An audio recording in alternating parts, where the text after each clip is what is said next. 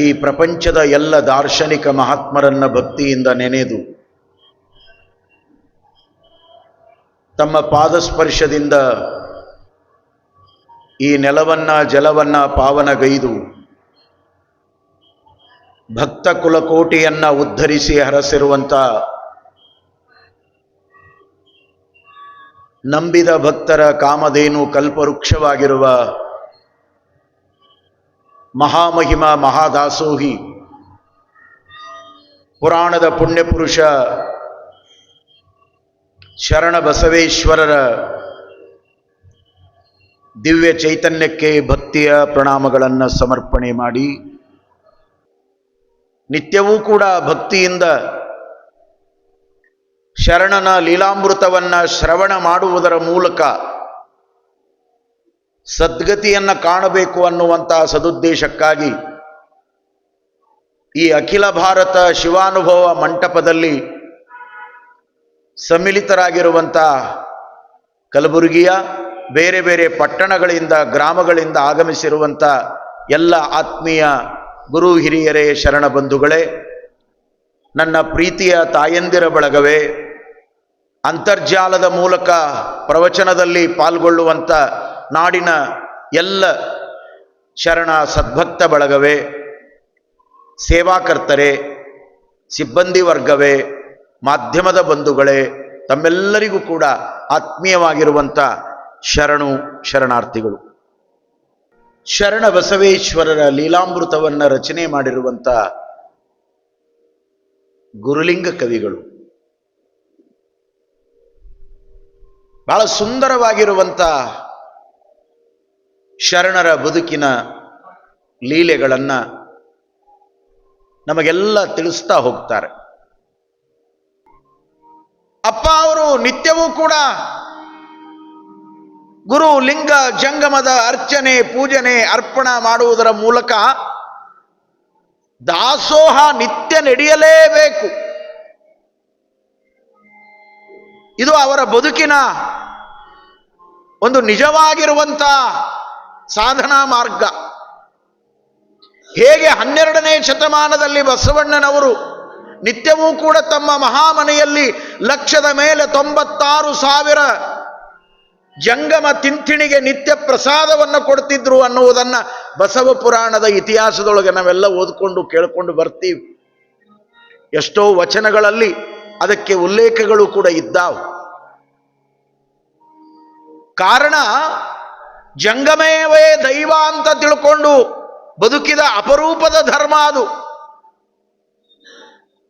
ಅದನ್ನೇ ಬದುಕಿನ ಸತ್ಯವಾಗಿ ಬಳಸಿಕೊಂಡವರು ಶರಣರು.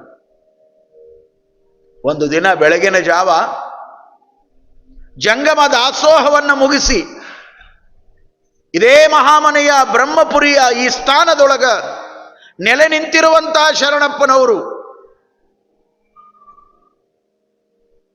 ಶಿವಾನುಭವದ ಚಿಂತನದೊಳಗ ತೊಡಗಿರುವಾಗ ಶರಣರ ಸುದ್ದಿಯನ್ನು ಕೇಳಿ ಸಿರಿವಂತ ರಾಜಶೇಖರನಿಗೂ ಕೂಡ ಕಣ್ಣನ್ನು ಕೊಟ್ಟಂತ ಪುಣ್ಯಾತ್ಮರು, ರಾಜಶೇಖರನ ಕಲ್ಯಾಣವನ್ನ ಮಾಡಿಸಿದವರು, ನಂಬಿ ಬಂದವರನ್ನ ಅನುಗ್ರಹ ಮಾಡ್ತಾರಂತ ತಿಳ್ಕೊಂಡು ಶಿವನ ಪ್ರತಿರೂಪವೇ ಆಗಿ ಶರಣಪ್ಪನವರು ಮಹಾಮನೆಯೊಳಗೆ ಅದಾರ ಅನ್ನುವಂಥ ಸುದ್ದಿ ಕೇಳಿ ಬಹಳ ದಿನಗಳಿಂದ ದುಃಖಿತನಾಗಿರುವಂಥ ಒಬ್ಬ ಮನುಷ್ಯ ಮಹಾಮನೆಗೆ ಬಂದ. ಶರಣರು ಸದ್ಭಕ್ತರ ಜೊತೆಗೂಡಿಕೊಂಡು ಅನುಭವದ ಚಿಂತನದೊಳಗೆ ತೊಡಗಿದ್ರು. ಶರಣರ ಆ ಅಪರೂಪದ ಅನುಭವದ ಚಿಂತನ ಸಾಗಿರುವ ವೇಳೆಯೊಳಗ ಅವನು ಬಂದು ಬಹುದೂರದೊಳಗ ಮುಗ್ಧನಾಗಿ ಕೈ ಮುಗಿದು ನಿಂತಾನ. ಒಳಗಡೆ ಬರುವಂತ ಕೆಲವರು ಆತನನ್ನ ಕೆಟ್ಟ ದೃಷ್ಟಿಯಿಂದ, ಅಸಹ್ಯ ದೃಷ್ಟಿಯಿಂದ ನೋಡಿ, ಛೀ ಇಲ್ಯಾಕೆ ಬಂದು ನಿಂತೀಯೋ, ಹೋಗು ಅಂದ್ರು. ಆ ಸಂದರ್ಭದೊಳಗ ಶರಣಪ್ಪನವರ ದೃಷ್ಟಿ ಅವನ ಮೇಲೆ ಬಿತ್ತು. ಕರುಣಾಮೂರ್ತಿಗಳು ಶರಣಪ್ಪನವರು. ಶರಣರನ್ನ, ಮಹಾತ್ಮರನ್ನ, ಗುರುವನ್ನ ತಾಯಿಗೆ ಹೋಲಿಸ್ತಾರೆ. ಕಾರಣ, ತಾಯಿಯೊಳಗಿರುವಂತ ಕರುಣಾ ಭಾವ ಅದು ಗುರುವಿನೊಳಗಿರ್ತದ, ಶರಣರೊಳಗಿರ್ತದ. ಒಳಗೆ ಬರೋರು ಆ ವ್ಯಕ್ತಿಯನ್ನ ನೋಡಿ ಛೀ ಥೂ ಅಂದ್ರು, ಅದನ್ನು ಶರಣಪ್ಪನವರು ನೋಡಿದ್ರು. ನೋಡಿ ಹಂಗ ಅನ್ಬ್ಯಾಡ್ರಿಪ್ಪ, ಕರ್ಕೊಂಡು ಬರ್ರಿ ಅಂದ್ರು. ಆ ವ್ಯಕ್ತಿ ಒಳಗೆ ಬಂದಾಗ ಶರಣಪ್ಪನವರ ಎದುರಿಗೆ ನಿಂತಂತ ಎಷ್ಟೋ ಜನ ದೂರ ಸರಿದ್ರು. ಯಾಕೆ? ಬಂದವನು ಎಲ್ಲರಂತೆ ಇರುವಂತ ವ್ಯಕ್ತಿ ಆಗಿರಲಿಲ್ಲ. ಸಿರಿವಂತನ ಮನೆಯೊಳಗ ಹುಟ್ಟಿದ್ದರೂ ಕೂಡ ಅವನ ಭೋಗದ ಕರ್ಮದಿಂದ ಅವನ ಶರೀರಕ್ಕ ಮಹಾರೋಗ ಗಂಟು ಬಿದ್ದಿತ್ತು. ಕುಷ್ಠರೋಗಿಯಾಗಿದ್ದ. ಬೆರಳುಗಳು ಮೊಂಡ ಮೊಂಡ ಆಗ್ಯಾವ, ಕಾಲು ಬೆರಳುಗಳು ಮೊಂಡ ಮೊಂಡ ಆಗ್ಯಾವ, ಮುಖ ವಿಕಾರ ಆಗ್ಯದ, ದೇಹದೊಳಗ ಕೀವು ರಕ್ತ ಸುರಿತದ, ಮ್ಯಾಲೆ ನೊಣಗಳು ಮುತ್ಕೊಂಡಾವ, ದುರ್ವಾಸನೆಯಿಂದ ಕೂಡ್ಯದ ಶರೀರ. ಸುಮ್ಮ ವಿಚಾರ ಮಾಡ್ರಿ, ಇದು ಚಂದಿದ್ರೆ ಬಹಳ ಚಂದ. ಇದೇನಾದರೂ ಸ್ವಲ್ಪ ವ್ಯತ್ಯಾಸ ಆಯಿತು ಅಂದ್ರೆ ಇದನ್ನ ಯಾರು ಪ್ರೀತಿ ಮಾಡ್ತಾರ? ಇದನ್ನ ಯಾರು ಮೋಹ ಮಾಡ್ತಾರ? ಇದನ್ನ ಯಾರು ಕಾಳಜಿ ಮಾಡೋರದಾರ? ಒಡ ಹುಟ್ಟಿದವರೇ, ಸಂಬಂಧಿಗಳೇ, ಬಂಧುಗಳೇ, ಬಳಗದವರೇ ಆ ವ್ಯಕ್ತಿಯನ್ನು ಹೊರಗಿಟ್ಟಿದ್ರು. ಒಂದು ಕಾಲ ಇತ್ತು. ಇಂದಿನ ಇತಿಹಾಸದ ಪುರಾಣದ ಚರಿತ್ರೆಗಳನ್ನ ನೀವು ನೋಡಿದ್ರ ಇಂಥ ರೋಗಗಳೇ ಆವರಿಸಿರುವಂತವರ ಬದುಕಿನ ಉದಾಹರಣೆಗಳೇ ಬರ್ತಾವ. ಕುಷ್ಠರೋಗದಿಂದ ನರಳಿ ಬೆಂಡಾಗಿ ಹೋಗಿದ್ದ ಮನುಷ್ಯ. ಅಪ್ಪ ಅವರು ಹೇಳ್ತಾರೆ, ಬಸವಣ್ಣನವರು, ಇದು ಒಂದಿಲ್ಲ ಒಮ್ಮೆ ಇದು ಕೆಡ್ತದ, ಇದು ಹೊಲಸಾಗ್ತದ. ಇದನ್ನ ನೆಚ್ಚಿ ಏನೆಲ್ಲ ಅನ್ಯಾಯ ಮಾಡ್ತೀಯಲ್ಲೋ ಜಗತ್ನ್ಯಾಗ. ಹೇಳ್ದ ಕೇಳ್ದ ಬದುಕಿಗೆ ಇಂಥದ್ದೊಂದು ಬಂತು ಅಂದ್ರೆ ಕಥಿನ ಮುಗಿದು ಹೋತು. ಕ್ಷಯರೋಗ ಬಂದ್ರೆ ಹೊರಗಿಡ್ತಿದ್ರು, ಊರು ಬಿಟ್ಟು ಹೊರಗಿಡ್ತಿದ್ರು. ವಿಚಾರ ಮಾಡಿ, ಕಲ್ಪನಾ ಮಾಡಿಕೊಳ್ಳ್ರಿ. ನಮ್ಮ ಕಣ್ಣೆದುರಿಗೆ, ನಿಮ್ಮ ಕಣ್ಣೆದುರಿಗೆ ಕರೋನಾ ಅನ್ನೋದು ಹಿಂಗ ಬಂದು ಹಿಂಗ ಹೋತಲ್ಲ, ಅದು ಬಂದು ಹೋದವ್ರ ಮಣ್ಣಿಗೆ ಸಹಿತ ಮಂದಿ ಹೋಗಲಿಲ್ಲ. ಮಾಡ್ಕೊಂಡು ಹೆಂಡತಿ ಹೋಗಿಲ್ಲ, ಹೆಂಡತಿ ಮಣ್ಣಿಗೆ ಗಂಡ ಹೋಗಿಲ್ಲ. ಕೇಂದ್ರದ ಮಂತ್ರಿಗಳೇ ಹೋದ್ರು, ಬೆಳಗಾವದಿಂದ ಯಾರೂ ಹೋಗಲೇ ಇಲ್ಲ. ಅವರ ದಿಲ್ಲೆಗೆ ದಫನ್ ಮಾಡಿದ್ರು. ಟಿವಿಯಾಗ ನೋಡಿರಿ, ಬರೇ ದಫನ್ ಮಾಡೋದಲ್ಲಿ ಎತ್ತಿ ಒಗದ್ರು. ಕಲ್ಪನಾ ಮಾಡಿಕೊಳ್ರಿ, ಕುಷ್ಠರೋಗ ಅನ್ನೋದು ಎಷ್ಟು ಕೆಟ್ಟಾಗಿ ಈ ಬದುಕಿನ ಮೇಲೆ ಪರಿಣಾಮವನ್ನ ಬೀರಿತ್ತು ಅಂದ್ರ ಎಲ್ಲರೂ ಹೊರಗೆಟ್ಟಿದ್ರು. ಆತನನ್ನ ಸೇರ್ತಿರ್ಲಿಲ್ಲ, ಚೀತು ಅಂತಿದ್ರು. ಯಾಕಾದ್ರೂ ಉಳ್ಕೊಂಡಿಯೋ ಪಾಪಿ ಅಂತಿದ್ರು ಅಂತಾರ ಜಗತ್ತಿನೊಳಗ. ಏನೆಲ್ಲ ಸಂಬಂಧಗಳು ನಮ್ಮ ವ್ಯಕ್ತಿಗತ ಸ್ವಾರ್ಥಕ್ಕಾಗಿ ಇರ್ತಾವ, ಪರಾರ್ಥಕ್ಕಾಗಿ ಯಾರೂ ಈ ಜಗತ್ತಿನೊಳಗ ಒಬ್ಬರನ್ನೊಬ್ಬರು ನೋಡುವವರಿಲ್ಲ. ಅದಕ್ಕಾಗಿನೇ ಸರ್ವಜ್ಞ ಬಹಳ ಚಂದ ಒಂದು ಮಾತು ಬರದಾನ, ಬಂಧುಗಳಾದವರು ಬಂದುಂಡು ಹೋಗುವರು. ನಿನ್ನ ಮನೆಯೊಳಗೆ ಚಲೋ ಆಗಿತ್ತು, ಮಾಡಿ ನೀಡಿ ಉಣಿಸುವ ಯೋಗ್ಯತೆ ನನಗಿತ್ತು, ಕೊಡೋದು ತಗೊಳ್ಳೋದು ಮಾಡ್ತಿದ್ದಿ, ಮಾನ ಮರ್ಯಾದೆ ಮಾಡ್ತಿದ್ದಿ ಅಂದ್ರೆ ನಮ್ಮ ಪೈಕಿರಿ ಅವರು ಕಾಸ ಹಿಂಗ ಬಂದು ಹಿಂಗ ಬಂದು ಹಿಂಗ ಬಂದು ಹಿಂಗ ಸಂಬಂಧ ಅಂತಾರಲ್ಲ. ಒಂದು ವೇಳೆ ಬದುಕಿನೊಳಗೆ ಏನಾದರೂ ಏರುಪೇರು ಆಗಿ ಎಲ್ಲದು ಕಳ್ಕೊಂಡ ಅಂದ್ರ ನಮಗ್ ಗೊತ್ತೇ ಇಲ್ರಿ. ಇವು ನಮ್ಮ ಸಂಬಂಧಗಳದಾವ. ಮಮಕಾರದ ವಾಸನಾ ಸಂಬಂಧ ಬೇರೆ, ನಿರ್ವಿಕಾರದ ನಿರ್ವಾಸನ ಮಮತೆ ಬೇರೆ. ಶರಣರ ಮಮಕಾರ ಅದು ನಿರ್ವಾಸನ, ಕರುಣಾಮಯಿ. ಸೂರ್ಯ ಎಲ್ಲರಿಗೂ ಬೆಳಕು ಕೊಡ್ತಾನೆ. ಸೂರ್ಯನಿಗೇನು ಜಾತಿ ಕುಲ ಗೋತ್ರ ಬಂಧು ಬಳಗ ಸಂಬಂಧ ಐತೇನು? ಅವನ ಕೆಲಸ ಬೆಳಗ್ಗೆ ಪೂರ್ವಕ್ಕೆ ಉದಯ ಆಗೋದು, ಜಗತ್ತಿಗೆ ಬೆಳಕು ಕೊಡೋದು. ಅವನ ಬೆಳಕಿನೊಳಗೂ ಒಳ್ಳೆಯವರು ಅದಾರ, ಕೆಟ್ಟವರು ಅದಾರ, ಸತ್ಪುರುಷರು ಅದಾರ, ಶರಣರು ಅದಾರ, ಪಾಪಿಗಳು ಅದಾರ, ಕೋಪಿಗಳು ಅದಾರ, ಏನೆಲ್ಲ ಭಾನಗಡ ಮಾಡೋರು ಅದಾರ. ಆದ್ರೆ ಅವನ ಕೆಲಸ ಬೆಳಕು ಕೊಡುವುದಷ್ಟೇ. ಹಂಗ ಶರಣಪ್ಪನವರು ಬಂಧುಗಳಾದವರು ಬಂದುಂಡು ಹೋಗುವರು, ಬಂಧನವ ಕಳೆಯಲರಿಯರು. ಈ ಜಗತ್ತಿನೊಳಗ ಬಂಧನವನ್ನು ಕಳೆಯುವವರು ಯಾರೂ ಇಲ್ಲ. ನಿನಗ ತೊಂದರೆಯಾದಾಗ, ನೋವಾದಾಗ ಉಪಚಾರಕ್ಕೆ 2 ಹಣ್ಣಿಟ್ಟು ಮಾತಾಡಿಸಿ ಹೋಗಬಹುದು ಅಷ್ಟೇ. ಬದುಕಿನ ಬಂಧನ ಕಳೆಯವರು ಯಾರದಾರ? ಅವರೆಲ್ಲ ತಂದಾರ ಕರೆ. ದವಾಖಾನೆಯಾಗ ಮಲಗಿದಾಗ ಬ್ರೆಡ್ ತಂದಾರ, ಬಿಸ್ಕಿಟ್ ತಂದಾರ, ಹಣ್ಣು ತಂದಾರ. ಹಿಂದಿದ್ದವ್ರ ತಿಂತಾರೆ, ಯಾಕಂದ್ರೆ ಇವನು ಬಾಯಾಗ ಹೋಗವಲ್ವ ಅವು. ಅವನ್ನೇನು ಮಾಡೋದು? ಹಣ್ಣ ಬಿಸ್ಕಿಟ ಬ್ರೆಡ್ ಹೊಡೆಯವರ ಬೇರೆ ಇರ್ತಾ. ಇದ್ದಾಗ ಒಂದು ದಿನ ತಂದು ಕೊಡ್ಲಿಲ್ಲ. ನಮ್ಮ ಜನನೂ ಹಂಗಾದಾರ. ಅದಕ್ಕೆ ನಾ ಯಾವಾಗಲೂ ಏನು ಹೇಳ್ತೀನಿ ಅಂದ್ರ, ಸತ್ತ ಮೇಲೆ ಸತ್ತಿರುವ ವ್ಯಕ್ತಿಯ ಮಂಟಪವನ್ನ ಸಿದಗಿಯನ್ನ ಹೊತ್ತು ಹೋಗುವಾಗ ಹೆಗಲನ್ನ ಕೊಡುವುದಕ್ಕಿಂತ ಅವನಿದ್ದಾಗ ಕನಿಕರೆಯ ಆಶ್ರಯ ಕೊಟ್ರೆ ಅದು ಪುಣ್ಯದ ಕೆಲಸ. ಅದು ಇದ್ದಾಗ ನೋಡಬೇಕು. ಅದು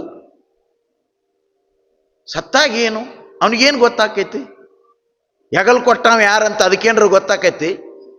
ಇದ್ದಾಗ ಒಂದಿನ ಭೇಟಿ ಆಗ್ಲಿಲ್ಲ, ಮಾತಾಡ್ಲಿಲ್ಲ, ಕ್ಯಾರೆ ಅಂತ ಕೇಳಲಿಲ್ಲ, ಕಷ್ಟ ಸುಖ ಕೇಳಲಿಲ್ಲ, ಕಣ್ಣೀರು ಒರೆಸುವ ಪ್ರಯತ್ನ ಮಾಡಲಿಲ್ಲ, ಹಸದಾಗ ಒಂದು ರೊಟ್ಟಿ ತಂದು ಕೊಡುವ ಮನಸ್ಸು ಮಾಡಲಿಲ್ಲ. ಸತ್ತಾಗ ಎಲ್ಲರೂ ದೊಡ್ಡ ಮಾಲಾ ತಗೊಂಡು ಹೋಗಿ, ನಿನ್ನ ಮಾಲಾ ತಗೊಂಡು ಅದೇನು ಮಾಡಬೇಕಾಗ್ಯದ? ಮಂದಿ ರಂಜನೆಗಾಗಿ ಅವನು ಬಂದಿದ್ದ, ಬರಿಗೆ ಇಲ್ಲಿ ಬರಲಿಲ್ಲ, ಒಂದು ತಂದು ಹಾಕ್ಯಾನ ಅನಿಸ್ಕೊಳಕ್. ಇವೆಲ್ಲ ಸೋಗಿನ ಜಾತ್ರೆ, ಸತ್ಯದ ಜಾತ್ರೆ ಬೇರೆ ಇದೆ.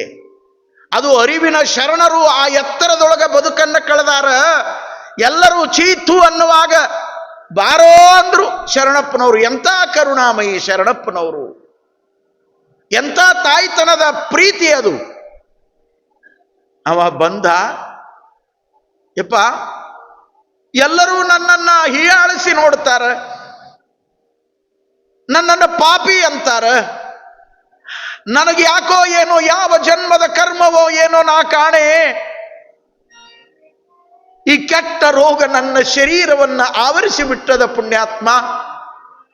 ಯಪ್ಪ ಬೇಡಿದವರಿಗೆ ಬೇಡಿದ್ದು ಕೊಡ್ತಿ ಎನ್ನುವಂತ ನಿನ್ನ ಸತ್ಕೀರ್ತಿಯ ಮಾತುಗಳನ್ನು ಕೇಳಿ ಸಾಕ್ಷಾತ್ ನನ್ನ ಪಾಲಿನ ಭಾಗ್ಯ ಅಂತ ತಿಳ್ಕೊಂಡು ಬಂದೀನಿ. ನನ್ನಪ್ಪ ನನ್ನನ್ನು ಉದ್ಧಾರ ಮಾಡು ಶರಣಪ್ಪ ಅಂತ ಆ ಕುಷ್ಠರೋಗಿ ಸಿರಿವಂತ ಶರಣಪ್ಪನವರ ಪಾದಕ್ಕೆ ಬಿದ್ದು ಕಣ್ಣೀರಿನ ಅಭಿಷೇಕ ಮಾಡ್ತಾನ. ಕರುಣಾಮಯಿಗಳಾಗಿರುವಂತ ಶರಣಪ್ಪನವರು. ವಿಚಾರ ಮಾಡ್ರಿ, ಇದು ಒಂದು ಪ್ರಸಂಗ, ಒಂದು ಚರಿತ್ರೆಯೊಳಗೆ ಕಥೆಯಾಗಿ ಬಂದಿರಬಹುದು. ಇದರ ಹಿಂದೆ ಇರುವಂತ ಮಹಾತ್ಮರ ಸೇವೆ ನಮಗೆ ಅರ್ಥ ಆಗಬೇಕು. ಇತಿಹಾಸದೊಳಗ, ಕ್ರಿಶ್ಚಿಯನ್ ಧರ್ಮದೊಳಗ ಮದರ್ ತೆರೇಸಾ ಅವರ ಇತಿಹಾಸದ ಚರಿತ್ರೆಗಳನ್ನು ನಾವೆಲ್ಲ ಓದುವಂಥವರು ವಿದ್ಯಾವಂತರು. ಕಲ್ಕತ್ತಾದೊಳಗ ಹಾದಿಯೊಳಗ ಬೀದಿಯೊಳಗ ರೋಗಿಗಳ ಸೇವೆಯನ್ನು ಮಾಡಿರುವಂತ ಮಹಾಮಾತೆ ತೆರೇಸಾ. ಇಡೀ ಕ್ರಿಶ್ಚಿಯನ್ ಧರ್ಮದ ಎಲ್ಲ ಪೋಪ್ಗಳು ಸೇರಿ, ಜಗದ್ಗುರುಗಳು ಸೇರಿ ಸಂತ ಪದವಿಯನ್ನು ಕೊಡಾಕ 100 ಸಲ ವಿಚಾರ ಮಾಡಿದರು. ಕುಷ್ಠ ರೋಗಿಗಳ ಸೇವೆಯನ್ನೇ ಆ ತಾಯಿ ಪ್ರೇಯರ್ ಅಂತ ತಿಳ್ಕೊಂಡು, ಪ್ರಾರ್ಥನೆ ಅಂತ ತಿಳ್ಕೊಂಡು, ಧರ್ಮ ಅಂತ ತಿಳ್ಕೊಂಡು ಸೇವಾ ಮಾಡಿದ್ಲು. ಯಾಕೆ ಈ ಪ್ರಸಂಗ ಹೇಳ್ತೀನಿ ಅಂದ್ರ, ಈ ಪ್ರಸಂಗ ನಡೆಯುವ ಪೂರ್ವ ಶತಶತಮಾನಗಳ ಹಿಂದೆ ಶರಣಪ್ಪನವರು ಇಂಥವರನ್ನ ಪ್ರೀತಿಯಿಂದ ಕಂಡು ಉದ್ಧಾರ ಮಾಡ್ಯಾರ ಅನ್ನೋದು ನಿಮಗೂ ಗೊತ್ತಾಗಬೇಕು. ನಮ್ಮ ನಾಡಿನೊಳಗ ನಮ್ಮ ನೆಲದೊಳಗ ಇಂಥವ್ರು ನಡೆದು ಹೋಗ್ಯಾರ, ಮಾಡಿ ಹೋಗ್ಯಾರ. ಶರಣಪ್ಪನವರು ಯಾವಾಗ ಇವನು ದುಃಖಿಸಿ ಕಣ್ಣೀರು ಹಾಕಿದನೋ ನೋಡಿ, ಎಲ್ಲರೂ ಮುಟ್ಟಲಿಲ್ಲ. ಶರಣಪ್ಪನವರು ಅವನ ತಲೆಯ ಮೇಲೆ ಕೈಯಾಡಿಸ್ತಾರ, ಹೆತ್ತ ತಾಯಿಯಂತೆ ಪ್ರೀತಿಯನ್ನು ಕೊಡ್ತಾರ. ಕರುಣಾಮೂರ್ತಿಯಾಗಿರುವಂತ ಶರಣಪ್ಪನವರು ತಮ್ಮ ಪಕ್ಕದಲ್ಲಿರುವಂತ ಶ್ರೀ ವಿಭೂತಿಯನ್ನು ತೆಗೆದುಕೊಂಡು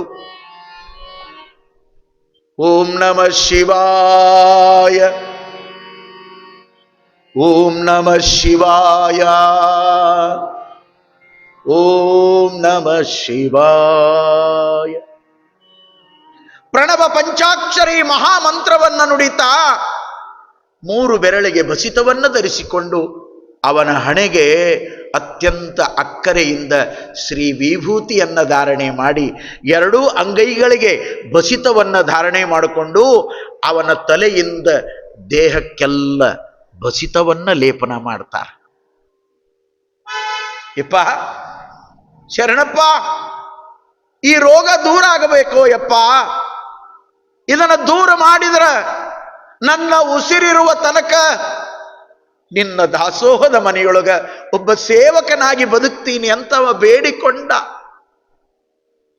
ಆವಾಗ ಶರಣಪ್ಪನವರು, ಇಲ್ಲಪ್ಪ, ಶಿವನ ಕರುಣೆ ನಿನ್ನ ಮೇಲೆ ಅದ, ಅವನ ಕರುಣೆ ಇದ್ದ ಕಾರಣ ಇಲ್ಲಿವರೆಗೆ ಶಿವ ನಿನ್ನನ್ನು ಕಳಿಸಿಕೊಟ್ಟಾನ, ಚಿಂತೆ ಮಾಡಬೇಡ, 3 ತಿಂಗಳದೊಳಗ ಈ ರೋಗ ಅನ್ನೋದು ಮಾಯ ಆಗ್ತದ ಅಂತ ತಿಳ್ಕೊಂಡು ಶರಣಪ್ಪನವರು ತಮ್ಮ ಪರುಷವಾಣಿಯಿಂದ ಅಪ್ಪಣೆ ಮಾಡಿ ತಮ್ಮ ಪರುಷ ಹಸ್ತವನ್ನ ಅವನಿಗೇನು ಸ್ಪರ್ಶ ಮಾಡಿದ್ರೋ ಅವ ಅತ್ಯಂತ ಭಕ್ತಿ ಭಾವದಿಂದ ಶರಣರಿಗೆ ಪ್ರಣಾಮಗಳನ್ನು ಸಮರ್ಪಣೆ ಮಾಡಿ ಹೋಗುವಾಗ ಶರಣಪ್ಪನವರಂತಾರ, ಹಂಗ ಹೋಗಬೇಡ, ಪ್ರಸಾದ ತಗೊಂಡು ಹೋಗು, ಪ್ರಸಾದ ತಗೊಂಡು ಹೋಗು. ಲೀಲಮ್ಮ ತಾಯಿ ಪ್ರಸಾದವನ್ನ ಎಡೆ ಮಾಡ್ತಾರ. ಆ ಪ್ರಸಾದವನ್ನು ಸ್ವೀಕಾರ ಮಾಡಿದ ಅವನೊಳಗ ಏನೋ ಒಂದು ರೀತಿಯ ಸಮಾಧಾನ, ಆನಂದ. ಇಲ್ಲಿಯವರೆಗೆ ಏನೆಲ್ಲ ಉಂಡಾನ, ತಿಂದಾನ, ನೀರು ಕುಡ್ದಾನ, ಇವತ್ತು ಶರಣಪ್ಪನವರ ಆಶೀರ್ವಾದದಿಂದ ತೆಗೆದುಕೊಂಡಿರುವಂತ ಮಹಾಮನೆಯ ಪ್ರಸಾದ ಅವನಿಗೆ ಸಂತೃಪ್ತಿಯನ್ನು ತಂದಿತ್ತು, ಸಮಾಧಾನವನ್ನು ತಂದಿತ್ತು. ಮುಂದೆ ಶರಣರ ಅನುಗ್ರಹದಿಂದ ಆ ವ್ಯಕ್ತಿ, ಪೂಜ್ಯರು ಶರಣರು ತಮ್ಮ ಪ್ರಸಾದವಾಣಿ ಲಿಂಗವಾಣಿಯ ಮೂಲಕ, ಏನು ಪರುಷವಾಣಿಯ ಮೂಲಕ ಅಪ್ಪಣೆ ಮಾಡಿದ್ರೋ, ಶಿವ ನಿನ್ನ ರೋಗವನ್ನ ಕಳೀತಾನ. ಬಲ್ಲವರ ಮಾತು ಬೆಲ್ಲದಂಗಿರ್ತದ, ವಿಚಾರ ಮಾಡ್ರಿ. ನಾ ಕಳಿತೀನಿ ಅನ್ಲಿಲ್ಲ ಶರಣಪ್ಪ. ನಮ್ಮಂಥವ್ರಿದ್ರೆ ಹಂಗ ಹೇಳ್ತಿದ್ವಿ ನಾವು, ನಾನಾ ಕಳೆದೀನಿ, ನಾನಾ ಮಾಡೀನಿ, ನನ್ನಿಂದ ಆಗ್ಯದ, ನನ್ನಿಂದ ಹೋಗ್ಯದ, ಏನಾಗೋದೈತಿ ನಿನ್ನ ಕಡೆಯಿಂದ? ಜೇಡರ ದಾಸಿಮಯ್ಯ ಹೇಳ್ತಾನ, ನೀನೀಶ ನೀಯದೆ ಮಾನೀಶ ನೀವನೇ, ನೀನೀಶ ನೀಯುವ ಕಾರಣ ಮಾನೀಶ ನೀವನು ಕಾಣ ರಾಮನಾಥ. ಏನು ಮಾಡಾಕದ ನಿನ್ನ ಕೈಯೊಳಗ? ಏನು ಮಾಡಬಲ್ಲಿ ನೀನು? ಮಾಡಾಕ ನಿಂದರ ಏನದ ಈ ಜಗತ್ನ್ಯಾಗ? ಬರಿಗೈ ಬಂಟನಾಗಿ ಬಂದು ಕೊನೆಗೊಂದು ದಿನ ಬರಿಗೈ ಬಂಟನಾಗಿ ಹೋಗುವಂತ ಒಬ್ಬ ಯಾತ್ರಿಕ ನೀನು ಈ ಲೋಕದೊಳಗೆ ಅಷ್ಟೇ. ಒಬ್ಬ ಯಾತ್ರೆ ಮಾಡಲಿಕ್ಕೆ ಬಂದಂತ ಯಾತ್ರಿಕ ನೀನು. ಯಾತ್ರೆಗೆ ಬಂದವರೆಲ್ಲ ಯಾತ್ರೆ ಮಾಡಿ ಹೋಗುವಂತ ವ್ಯವಸ್ಥೆಯೊಳಗ ಬದುಕನ್ನು ಕಳೆಯುವುದು. ಶರಣಪ್ಪನವರು ಈ ರೀತಿಯ ಅನುಗ್ರಹವನ್ನ ಮಾಡಿ ಆ ಕುಷ್ಠ ರೋಗಿಯ ರೋಗವನ್ನ ಕಳೀತಾರ. ರೋಗ ಅಪ್ಪಣೆ ಮಾಡಿದಂಗ ಅದು ದಿನ ದಿನ ದಿನ ಕಳೆದಂಗೆಲ್ಲ ಕಡಿಮೆಯಾಗಿ ಕಡಿಮೆಯಾಗಿ ಕಡಿಮೆಯಾಗಿ ರೋಗವೇ ಇಲ್ಲದಂಗಾಗಿ ಮೊದಲು ಹೆಂಗಿದ್ದ ಹಂಗ ಸುರದ್ರೂಪಿಯಾಗಿ ಕಾಣಲಿಕ್ಕೆ ಶುರು ಮಾಡ್ತಾನ. ಯಾರ್ಯಾರು ಅಲ್ಲುಗಳದಿದ್ರು ಅವರೆಲ್ಲ ಮತ್ತೆ ಅಪ್ಕೊಳಕ್ ಶುರು ಮಾಡಿದ್ರು. ಮೊದಲು ಅಲ್ಲುಗಳದಾರ. ಯಾಕೆ ಅಪ್ಕೊಳಕತ್ತಿದ್ರು ಅಂದ್ರೆ ಅವನ ಹತ್ರ ಗಂಟು ಬಾಳ ಇತ್ತು. ದೊಡ್ಡ ಶ್ರೀವಂತರ ಮನೆ ಅವ, ಏನು ಹಾದ್ಯಾಗ ಬೀದ್ಯಾಗ ಬಿದ್ದಾವ ಅಲ್ಲ. ಮತ್ತ ಚಲೋ ಆದ ಮೇಲೆ ನಮ್ಮ ಪೈಕಿ ಅವಾಗ ಅವ ಅಂದ, ನಾ ನಿಮ್ಮ ಪೈಕಿ ಎಲ್ಲ ಶರಣಪ್ಪನ ಪೈಕಿ, ನಾನು ನಿಮ್ಮ ಪೈಕಿ ಅಲ್ಲ ಶರಣಪ್ಪನ ಪೈಕಿ. ಯಾಕಂದ್ರೆ ಶರಣಪ್ಪ ಕೊಳೆತು ನಾರುವ ಶರೀರವನ್ನ ಮುಟ್ಟಿ ನನಗೆ ಅನುಗ್ರಹ ಮಾಡಿ ಮತ್ತೆ ನನಗೆ ಬದುಕನ್ನು ಕೊಟ್ಟಾನಂದ ಮೇಲೆ ನನ್ನ ಬದುಕೇ ಶರಣಪ್ಪನ ಪಾದಕ್ಕೆ ಮೀಸಲ ಅಂತ ಅವನು ಉಸಿರಿರುವವರೆಗೂ ಕೂಡ ಶರಣಪ್ಪನವರು ಸೇವಾ ಮಾಡಿ ಮುಕ್ತಿ ಹೊಂದಿದ ಅನ್ನುವಂಥ ಚರಿತ್ರೆ ಬರ್ತದೆ.